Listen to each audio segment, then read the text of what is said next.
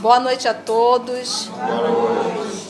Hoje, 16 de dezembro de 2016, nós estamos reunidos para estudarmos a obra Paulo e Estevão. Estamos no capítulo 8, que retrata martírio em Jerusalém. Nós acompanhamos já semana passada o encontro dele com o governador e com o rei Herodes, aonde Paulo foi muito duro nas colocações com Herodes e disse assim, que a cada um deve falar dentro do seu nível de consciência. E se ele, Paulo, falava daquela forma, é porque ele sabia que Herodes, sendo um judeu, sabia do que ele estava falando. Então Herodes ficou com certo medo, intercedeu junto ao rei para tentar libertar Paulo. Mas o governador disse que os pergaminhos já iniciaram, ele pediu para ir a Roma, eu não tenho mais como voltar. Então, Paulo está se direcionando para o barco, para surpresa dele tem uma multidão. Até Tiago saiu de Jerusalém para realizar essa homenagem. Então, crianças, senhoras, idosos, de várias igrejas, então ele está muito emocionado com tudo isso que está acontecendo. Então, depois de toda essa recepção, nós vamos agora no momento que Paulo vai agradecer tudo isso. Mas antes é necessário agradecermos a Jesus fazendo a nossa prece de abertura. Vamos orar?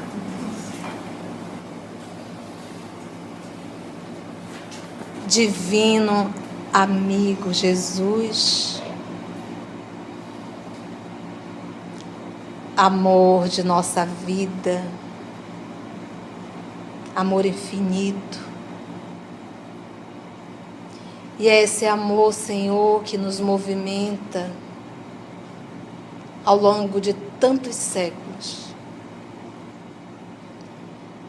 Nessa data, Senhor querido, nós aqui nos reunimos, cada um de nós, carregando a vontade de aprender, de estudar, de viver o Teu Evangelho. E a obra Paulo e Estevão tem esse poder, Jesus, de fazermos reviver o cristianismo, acompanhando as dificuldades, as lutas que cada um de nós, Senhor, nos deparamos quando estamos aqui na terra. Que nesse barco da vida, quando o mar se movimenta, se agita, em que muitas vezes cansamos de segurar o leme, às vezes querendo soltar o barco, que o Senhor possa, Senhor da vida, firmar as nossas mãos no leme,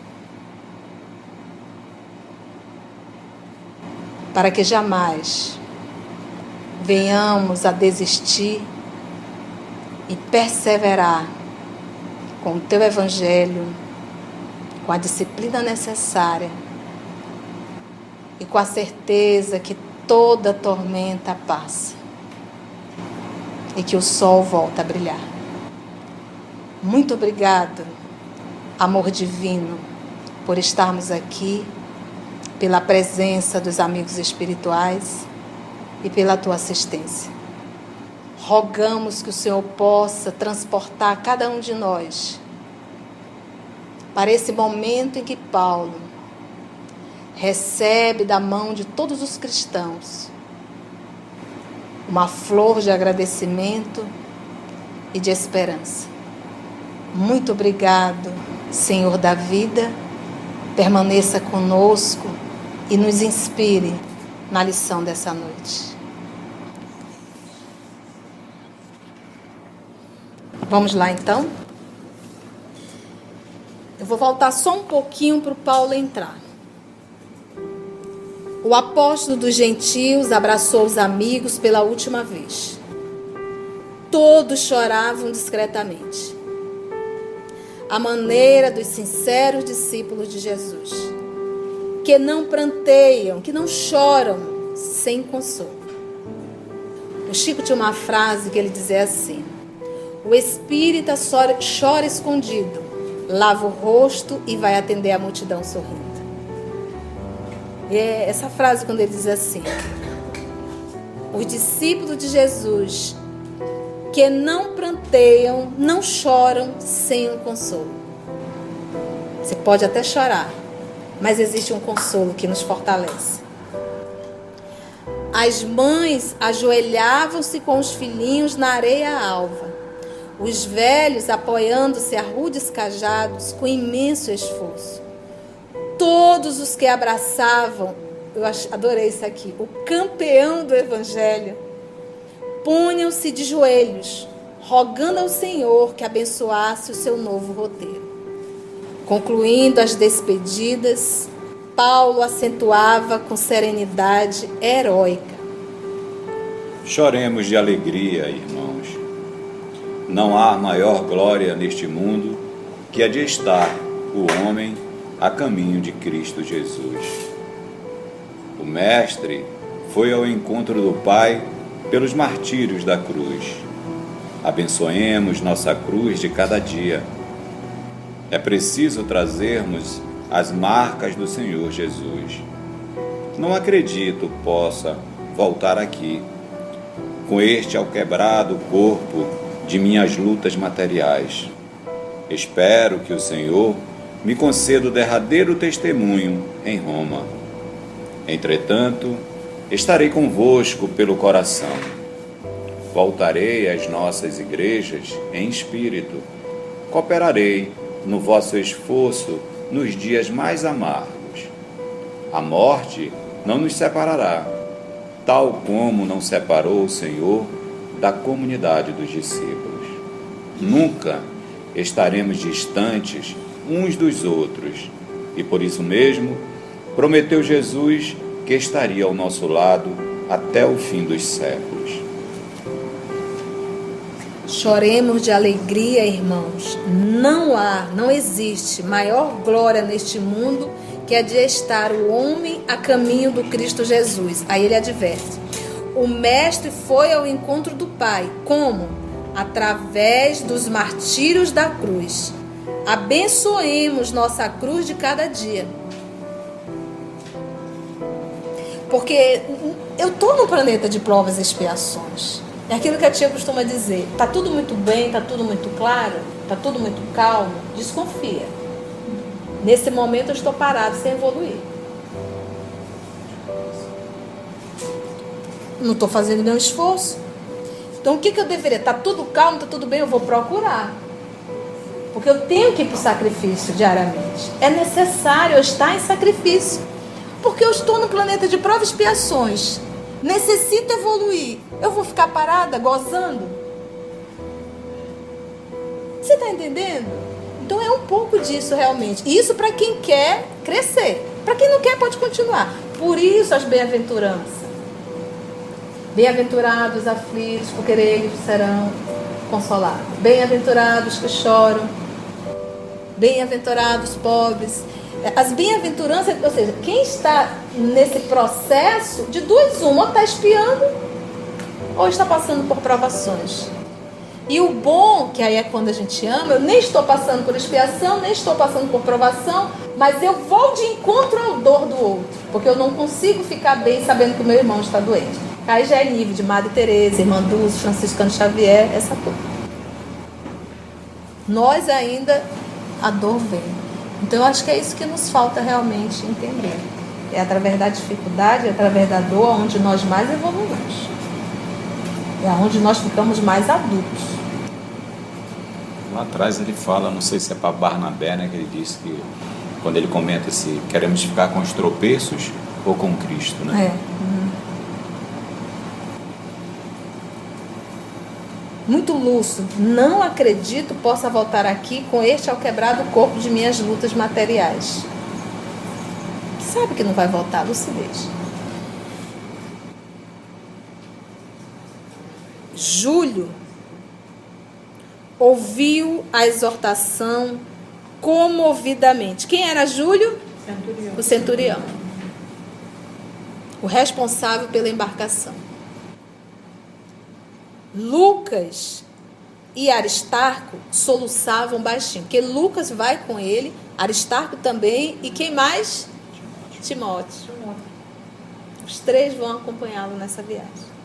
A seguir, o apóstolo tomou o braço do médico amigo e, seguido de perto pelo centurião, caminhou resoluto e sereno em demanda do barco. Centenas de pessoas acompanharam, centenas, meus irmãos, as manobras da largada em santificado recolhimento, regado de lágrimas e prece. Eles amavam Paulo. O que nós acabamos de ler no Evangelho? Quem ama acaba sendo o quê? Muito amado. Um exemplo aqui.